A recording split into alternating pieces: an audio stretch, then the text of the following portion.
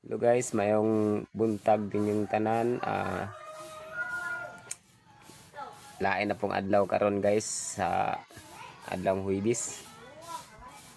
Natay kuan na ako'y pakita sa inyo nga lami kayo guys. Seafoods. Kilawon no?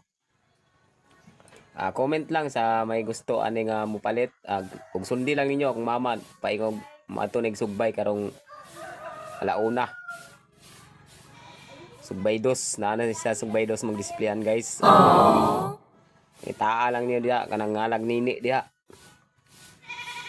Ang puto sa ni guys, depende sa iya ug pilay baligya niya. Pero pagkaibalon ako 30 man eh.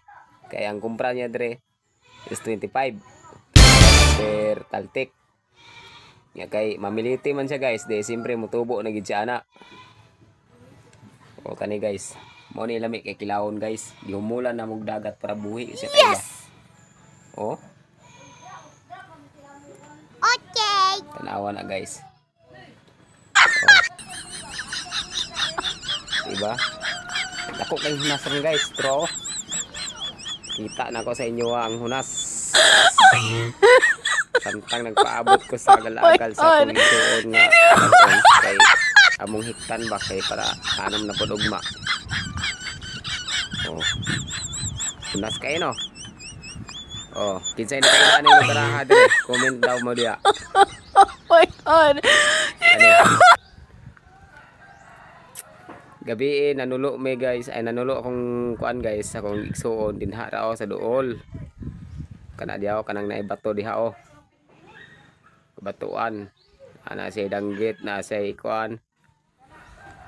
Mga kadaiyang isda ba. Ito apod ganin nanalom dito guys oh. Kurao na iplanggana oh. Kana. Otoy Pisaan guys katawo. Pisaan Island. Kana. Kining dagata guys. Grabe pagkaisda ning lugarahan eh.